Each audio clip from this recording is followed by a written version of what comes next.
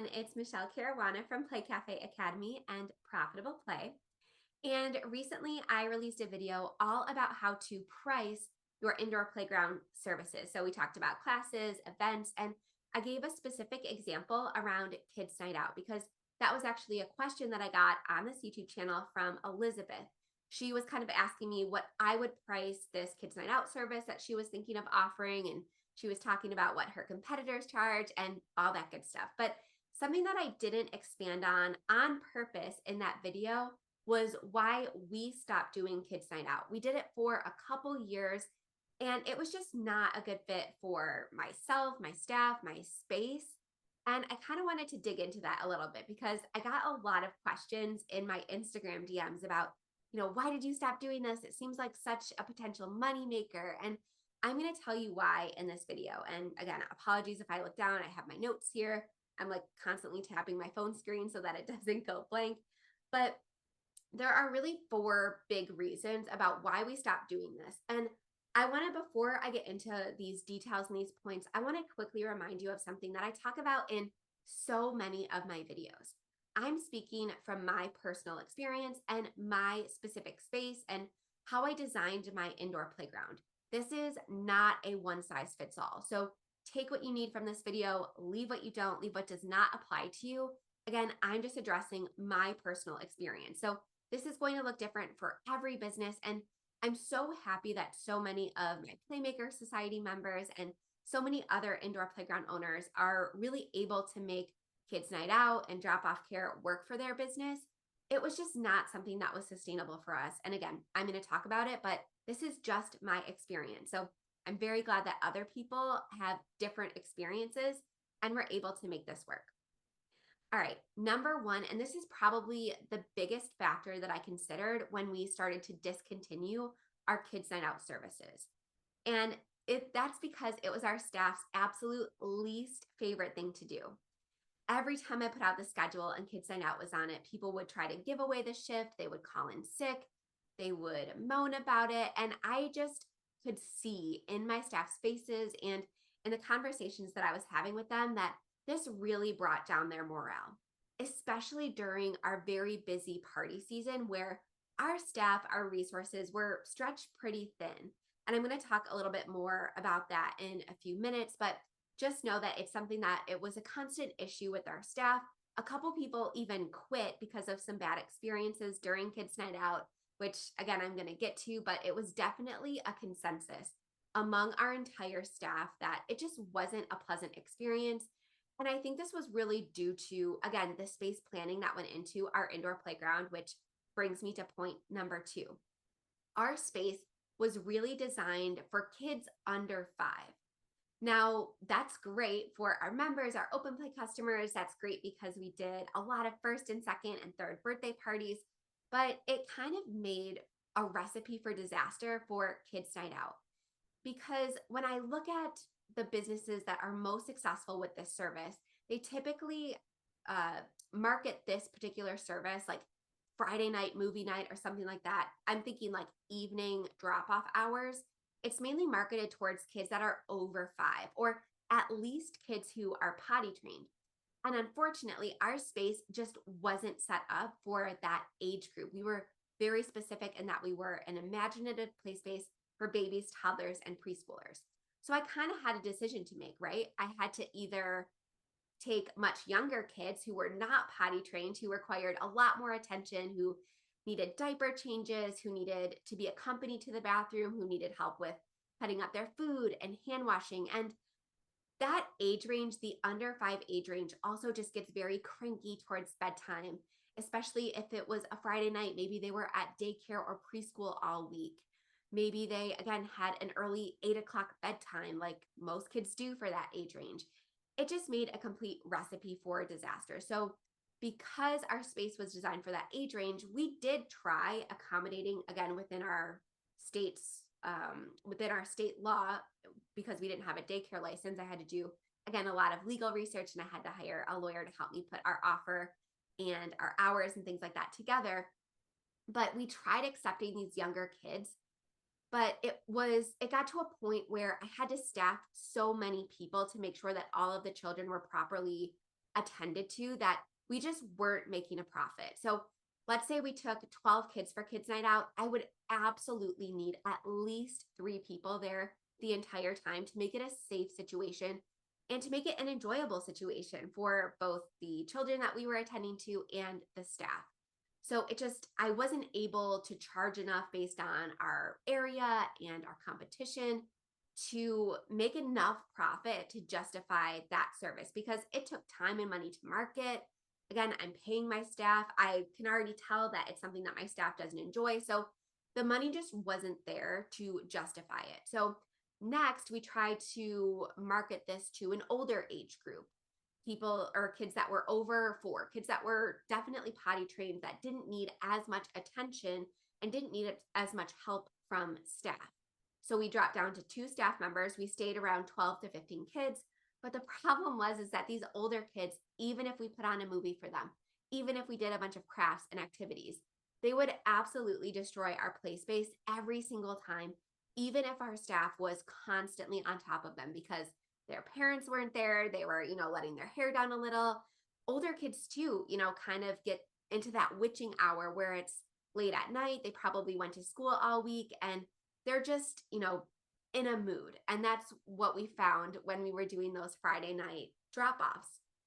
So, regardless of the age, it just wasn't a good time for that age range. And again, the older kids just absolutely destroyed our play area. They would break toys, they would fight with each other, they would misuse our equipment because it simply wasn't made for older kids. And that's something that I intentionally did, but it just made executing kids night out for those older children just not possible. And I think a lot of this is what in was is excuse me, a lot of this is what went into our staff despising kids night out so much is that they either had to deal with very young children who cried a lot, who needed help going to the bathroom, who needed constant attention, or they had to deal with older kids who were just absolutely destroying our play space because it wasn't designed for that age range. So it was just a lose lose. And I think that's why it became the least favorite shift of all of our staff. All right. And then number 3, we had many bad experiences, unfortunately, with Kids Night Out. And yes, we had policies, we had things that our customers had to sign. Don't show up late or you're going to be charged $50 or $75. If we call you, make sure that you're able to get back here within, 5 or 10 minutes or a reasonable amount of time. We asked for multiple numbers to call in case of an emergency. And even if you do all of your due diligence and you take all of these precautions, stuff still happens. So, for example, one time we had a preschooler vomiting, like projectile vomiting all over the place. And we called mom, we called dad. Neither of them were answering. We called their other emergency contact. Nobody was answering. And then 30 minutes later, I honestly almost called either Child Protective Services or the police because I was honestly very concerned for this child's health. They were completely out of it, completely lethargic. So thank goodness, literally right before I made that call, because that was in our waiver that if you don't answer within, 10, 15 minutes, we are going to call somebody. Honestly, going back, I still don't know if I made the right decision waiting, but right as I was about to make the call to honestly the police, because I was very worried about this child's health, the parents ended up calling, but it took them like another 20, 25 minutes. So now we're at an hour to actually return back. So by then, we had called all the other kids' parents. They had already came and picked them up because we didn't want them exposed to whatever this bug was. We were, trying to clean. Our staff was absolutely frantic. We had garbage bags and garbage bags of things that we were going to be having to throw out because of this horrible mess. So that happened once. It happened a couple more times on like a smaller scale. That was definitely the worst incident we've had, but we've had kids, spike fevers, get sick even just once. And again, that all went into, those were all factors that made this a very much a least favorite activity for our staff.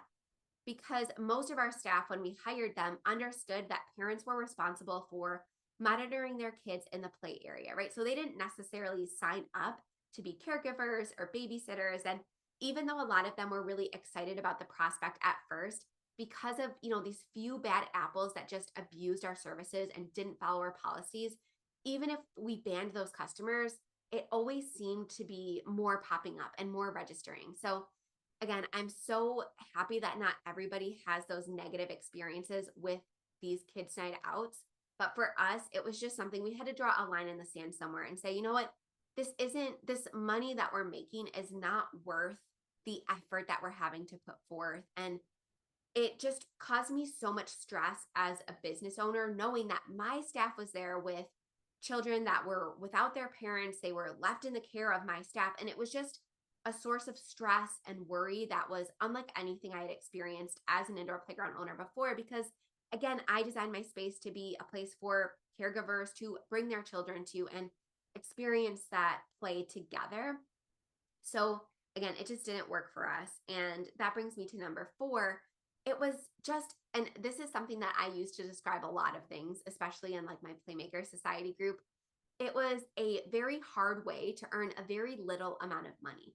So this kind of all ties it back together in the many times I've already mentioned throughout this video that yes, it was a moneymaker, but it just wasn't worth the stress, the effort, bringing down our staff morale. It just wasn't worth it. And once we started booking more and more birthday parties and we started booking like 6 to 12 months in advance, we realized that we could open these hours that we were doing kids' night out on Thursday nights, Friday nights, even Wednesday nights, especially during holiday weeks. We opened those up and reserved them only for private party bookings because it's something that we were good at. It was something that our space was designed to do. It was something that our staff really enjoyed, and it brought us back to our zone of genius. And the entire reason I created my play space to begin with. So by reserving those, again, evening hours for birthday parties, we saw them start to get booked very quickly. And I always tell play space owners that when you're first getting started, it is more difficult to book birthday parties on weeknights.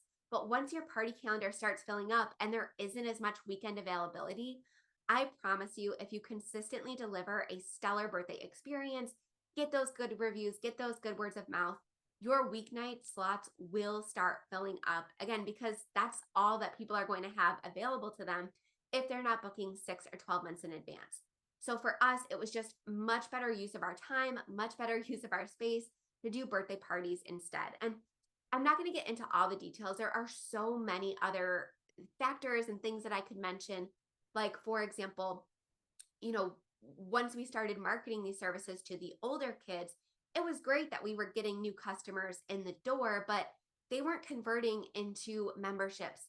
These new customers weren't converting into birthday parties. They weren't converting into, additional sales, which was really the main point of a lot of our events. Because again, our space wasn't designed for these older kids. So not only were we not making enough money to justify the effort and the costs on the day of, it was also not resulting in any additional new business. So while I liked being able to serve a market that we hadn't normally been able to serve, again, it was just not worth the effort. So I hope that this video kind of sheds a little bit more light on why Kids Night Out didn't work for us. And before I end this video, I just wanted to give a little caveat saying that we did do drop-off care. So we did do day camps in the summer between like 1 and 4 p.m. And we did do them with the older kids.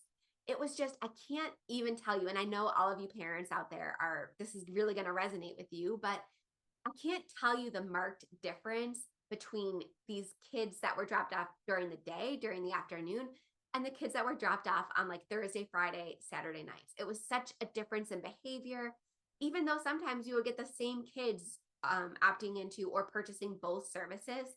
So like day camp and kids night out, the behavior difference, the vibe difference, everything was just so much different during the day than at kids night out. So again, it's just because these are developing minds and bodies, and the evening just wasn't something that was, again, working out for us in terms of drop off hours for our business. So again, make the decision that fits your business. If your space was designed to accommodate older children, or if your staff has great experience from doing drop off hours, then it can be a really great moneymaker for you.